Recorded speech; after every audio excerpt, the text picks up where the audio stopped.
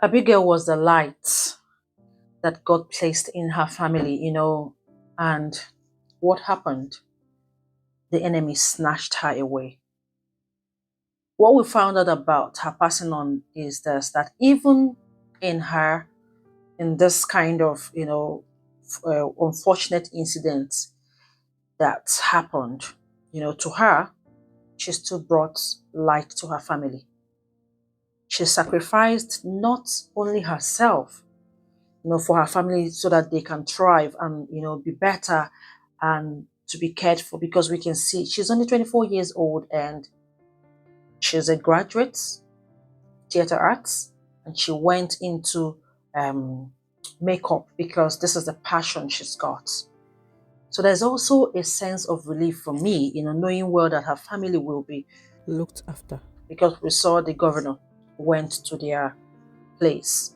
And there's something that I love that the governor did. So he requested that her body be exhumed, because her body was buried just right there by the river where the boat accident happened. So the governor paid her family a condolence visit, and for me to think that this guy is the breadwinner of her family really gets to me at the age of 24. But I'm happy that her body has been exhumed and it's been transported to, Akwa Ibom, her family, for a proper burial. But for me, I will keep saying this. If proper safety measures were made, we won't be talking about 5 innocent souls gone. Then I'm going to talk about the other spiritual way of it, because I want to tell you guys that the world is really spiritual, whether you believe it or not. The heart of man is very, you don't trust anybody but God. Then I came across so many, because after the demise of Jnr Pope and these 4 crew members, a lot has been happening. People have been saying a lot of things. I read where Dave Oguni, who is also a colleague and is a very good friend of Jnr Pope, and he wrote, I quote, he said, on the day before the incident, that's on the day before this incident of these boats accident happened that took the life of Jnr Pope and 4 other crew members. He said, we were drinking together after watching Arsenal versus Bayern Munich match. He said, Dave, I think it's time I told the bloggers my story.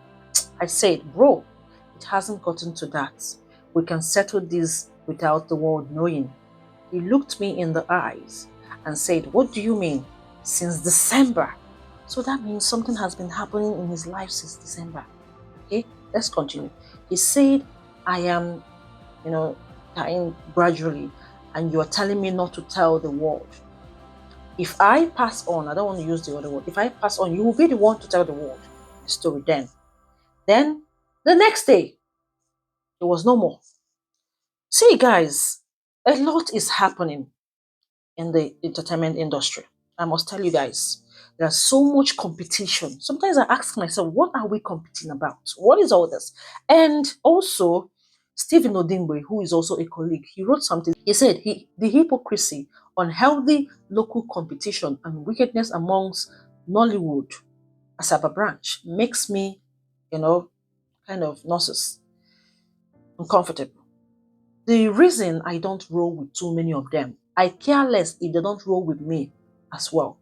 I'm utmost grateful with a handful of my amazing colleagues that I'm cordial with and respect. So many beautiful faces with dark hearts who smile and dine together, yet cut each other's like, wow, knives. To fear one. To say the least, I'm legit scared of 85% of you all.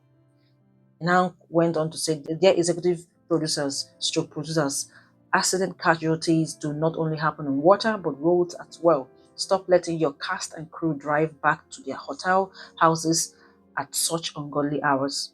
If you must shoot late in the night, endeavor to have some sort of backup security with them. Shooting late in the night is inevitable in our line of job. However, safety measures shouldn't have been overlooked. This is the same thing I'm talking about. So he went there to say a lot of things.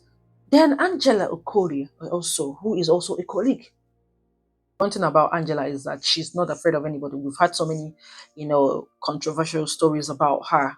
And it's only God knows what is true. So this is what she wrote. She said that because Zubby Michael he made a post yesterday, and people went onto his under his post and kind of like, so you can't even post about your very good friend Jnr Pope that passed on, so you couldn't even celebrate or even in death, kind of a thing. So Nigerians, they went onto that post and they were just venting their anger. Then Angela Okorie now wrote, "Oh, Zubby Michael is fighting everyone because he wants to be number one of Nollywood. Mind you, Jnr Pope is his boss." So Angela Okorie shares the reason why Zubby Michael hasn't posted late Jnr Pope. So they've been having a problem. And I could remember that when Jnr Pope did his wedding, Zubby Michael was his best man. And he said that Zubby Michael is also a junior to Jnr Pope. I want us to understand something here. We are too careless in this world, especially when it comes to safety. My Niger people, I know that because things are very hard for a lot of people, and because of that, they can just grab any opportunity that comes their way. Okay, I know River Niger is not really easy. People even convey from that River Niger go to from Asaba to Onisha, okay, for their daily, to go there for market and come back. When it comes to production, with the lives of people, cast and crew and artists, I believe the first thing that should be done is safety measures be put in place. So everything, for me, everything is not really cruise. There's a difference between this kind of boat, speedboat, and ship, a real ferry where you have everybody got a life jacket that has been assigned to them. They give you the protocols of what to do and where to take this thing in case of emergency.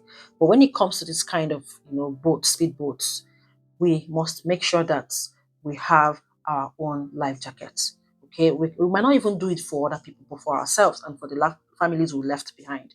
So everything is not really cruise by the way of life, the way we do things, especially when you're a celebrity, you're just doing things to please people, people that you're even pleasing. When you're gone, nobody really cares. That's one thing we have to understand.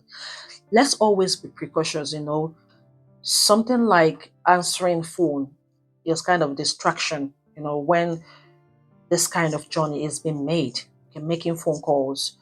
We also have to understand that God is the protector of every man, but we ought to be wise too. God is our protector, we ought to be wise too.